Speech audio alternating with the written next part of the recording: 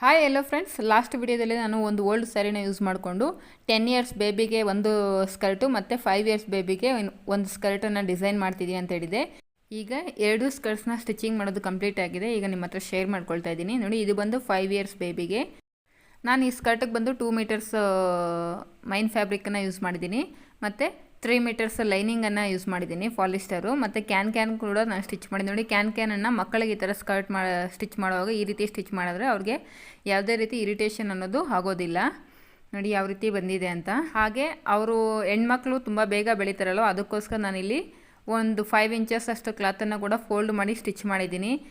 In case ಫ್ಯೂಚರಲ್ಲಿ ಈ skirt ಅವ್ರಿಗೆ short ಅನಿಸಿದಾಗ ಆ ಸ್ಟಿಚ್ನ ರಿಮೂವ್ ಮಾಡ್ಕೊಂಡಾಗ ಅವ್ರಿಗೆ ಆರಾಮಾಗಿ 1 to 3 ಇಯರ್ಸು ಈ ಡ್ರೆಸ್ಸನ್ನು ವೇರ್ ಮಾಡ್ಕೋಬೋದು.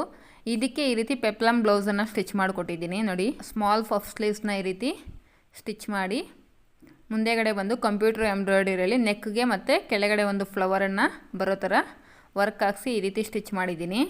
ಈ ಔಟ್ಫಿಟ್ ನಿಮ್ಗೆ ಇಷ್ಟ ಆಯಿತು ಇಲ್ವ ಅಂತ ನನಗೆ ಕಮೆಂಟ್ ಮಾಡಿ ತಿಳಿಸಿ ಫ್ರೆಂಡ್ಸ್.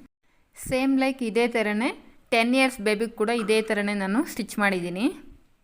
ನೋಡಿ, ಈ ಸ್ಕರ್ಟ್ಗೆ ಬಂದು ನಾನು 3 ಇಂಚಸ್ ಮೈನ್ ಫ್ಯಾಬ್ರಿಕನ್ನು ಯೂಸ್ ಮಾಡಿದ್ದೀನಿ ಮತ್ತು ಲೈನಿಂಗ್ ಬಂದು 5 ಮೀಟರ್ಸು ಪಾಲಿಸ್ಟರ್ ಲೈನಿಂಗನ್ನು ಯೂಸ್ ಮಾಡಿದ್ದೀನಿ. ಇದಕ್ಕೂ ಕೂಡ ನಾನು 5 ಇಂಚಸ್ ಆಗುವಷ್ಟು ಕ್ಲಾತನ್ನು ಫೋಲ್ಡ್ ಮಾಡಿ ಸ್ಟಿಚ್ ಮಾಡಿದ್ದೀನಿ. ನೋಡಿ, ನಿಮಗೆಲ್ಲೂ ಕೂಡ ನಾನು ಕ್ಲಾತನ್ನು ಫೋಲ್ಡ್ ಮಾಡಿ ಸ್ಟಿಚ್ ಮಾಡಿದ್ದೀನಿ ಅಂತ ಕಾಣಿಸೋದಿಲ್ಲ, ಯಾಕಂದರೆ ನಾನು ಆ ಬಾರ್ಡರ್ ಕೆಳಗಡೆ ನಾನು 5 ಇಂಚಸ್ ಕ್ಲಾತನ್ನು ಫೋಲ್ಡ್ ಮಾಡಿದ್ದೀನಿ. ಹಾಗೆ ಇದಕ್ಕೂ ಕೂಡ ಕೆಳಗಡೆ ನೋಡಿ ಈ ರೀತಿ ಕಟ್ ವರ್ಕು ಲೀಪ್ ಶೇಪಲ್ಲಿರುವಂಥ ಲೇಸನ್ನು ಸ್ಟಿಚ್ ಮಾಡಿದ್ದೀನಿ. ಹಾಗೆ ಕ್ಯಾನ್ ಕೂಡ ಇದಕ್ಕೂ ಸ್ಟಿಚ್ ಮಾಡಿದ್ದೀನಿ. ನೀವು ಯಾವುದೇ ಸ್ಕರ್ಟು ಅಥವಾ ಲೆಹೆಂಗಾ ಸ್ಟಿಚ್ ಮಾಡಿದಾಗ ಕ್ಯಾನನ್ನು ಸ್ಟಿಚ್ ಮಾಡಿಸ್ಕೊಳ್ಳಿ, ತುಂಬಾ ಚೆನ್ನಾಗಿ ಲುಕ್ ಅನ್ನೋದು ಎಲಿವೇಟ್ ಆಗುತ್ತೆ. ನೋಡಿ, ಇವರಿಬ್ಬರು ಅಕ್ಕ ತಂಗಿ, ಸೊ ಇಬ್ರಿಗೂ ಒಂದೇ ಥರ ಔಟ್ಫಿಟ್ಸ್ನ ಅವರು ಡಿಸೈನ್ ಮಾಡಿಸ್ಕೊಂಡಿದ್ದಾರೆ.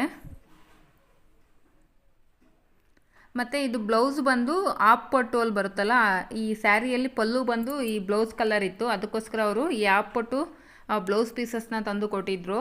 ನಾನು ಈ ರೀತಿ ವರ್ಕ್ ಹಾಕಿ ಪೆಪ್ಲಮ್ ಸ್ಟಾಪ್ ಥರ ಸ್ಟಿಚ್ ಮಾಡಿಕೊಟ್ಟಿದ್ದೀನಿ. ಈ ಕಸ್ಟಮರ್ ಬಂದು ನನಗೆ ಈ ಸ್ಯಾರಿನ ಕೊಟ್ಟು ಈ ರೆಫರೆನ್ಸ್ ಪಿಕ್ನ ಸೆಂಡ್ ಮಾಡಿ ನನಗೆ ಸೇಮ್ ಇದೇ ಥರ ಇರೋ ಔಟ್ಫಿಟ್ಸ್ನ 2 ಔಟ್ಫಿಟ್ಸ್ನ ಡಿಸೈನ್ ಮಾಡಿಕೊಡಿ ಅಂತೇಳಿದರು. ಸೇಮ್ ನಾನು ಅದೇ ರೀತಿಯೇ ಔಟ್ಫಿಟ್ಸ್ನ ಕ್ರಿಯೇಟ್ ಮಾಡಿಕೊಟ್ಟಿದ್ದೀನಿ.